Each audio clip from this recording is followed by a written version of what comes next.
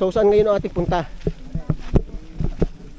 Tapat ng simbahan. May simbahan din yan. Tinatawag po dito simbahan nung panahon po ng mga Hapon. Okay, so ito ay sinasabing simbahan daw. Kuweba rin siya. Parang slide lang po. Kaya siya oh. Okay.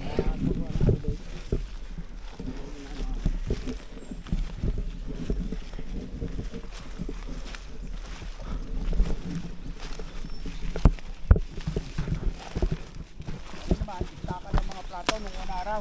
Istaka ng Plato, mga plato. tsaka kaldero. Kaninong mga gamit yon? Mga Hapon. Sa hapon. Sa Hapon din. So dito naman sa parting ito, nandito daw yung mga imbaka ng mga plato or mga gamit ng mga Hapon. Aray, maliit ng gangkan. Itatakot kay Paratay. Wag na ho. Okay na ho yan. Ay, malalim din. Oo, malalim yan. Oo. So ito, Malalim yan. ano rin to, isa ring network ng tunnel to. Ang tagos yan na naroon. Yan. Silipin na lang natin. Pananlaang. Ikuan mo. Yan. Hindi mapasok kasi. Yan. Yung Malalim din. maabot ng kamera yung Oo, malalim din oh. Gagapang ka lang dito pero pwedeng lusutin din hanggang dun sa ang luwang yan. Ano? Nakatindig ka. sa dulo.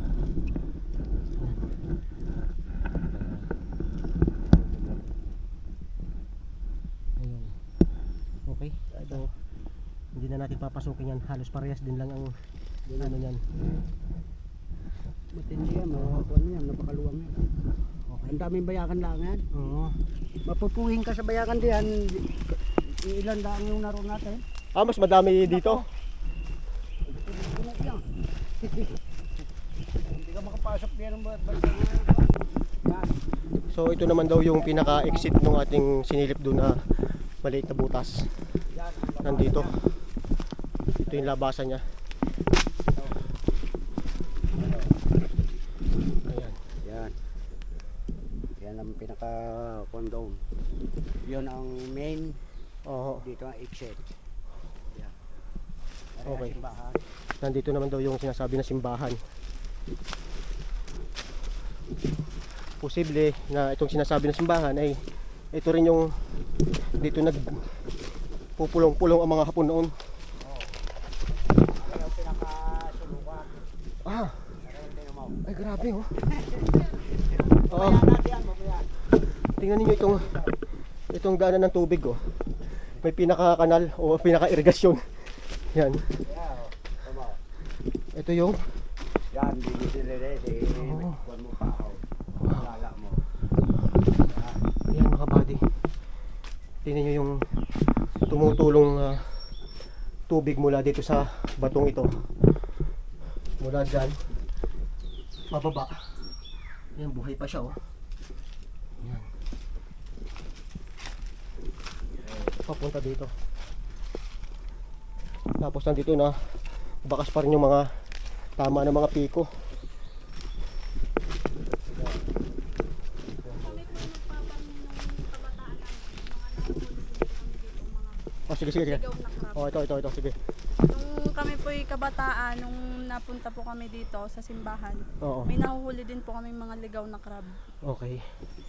Dito po sila na ano, So ito yung water source nila. Walain nyo na dekada na ang nakalipas buhay pa rin itong parting ito. Wow. Oh. So hanggang doon lang yan. Oh, yun lang. So yan mga buddy. Parang simbahan ng style. Yan. Parang simbahan, nandun yung pinaka altar. Tapos may kanal din dito. Magkabila. So hindi na natin papasukin, mababasa yung sapatos natin eh. Kita rin naman eh. Plus lightan nyo yung pinakadulo. Yan. Okay, nakikita nyo na. users din po yan. Tapos meron ditong pinaka manhole. Dito na iipon yung tubig. Ayan. Ibig sabihin ako, ito, iniinom nila? Hindi. Hindi po. Ano lang? Wala ang panggamit sa Okay po. Mga pagluto. Okay. Luto, So yan, may linya na ng tubo. Oh. nating punta na yan ay medyo matatarik na eh.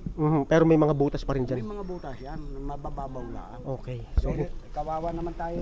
oo, tama na po yan. Okay na po yan. Hindi bali ako yung sanay. Oo.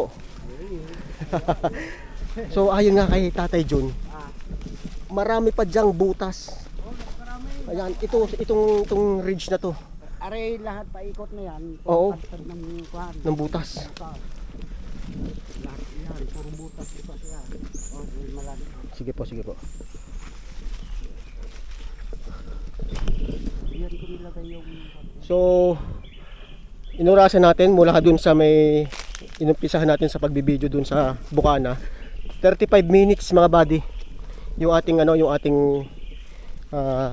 nalakad papunta nga dito sa mga tunnel na ito na kung saan ay yung pinasok natin ang isa sa mahaba na tunnel dito sa Barangay Dita. So dito sa Agbang na to, doon tayo galing sa may simbahan. At itong parte na to, kahabaan itong pinakaagbang na to, may mga butas pa rin dyan. Ganun kadami ang nandito sa Dita.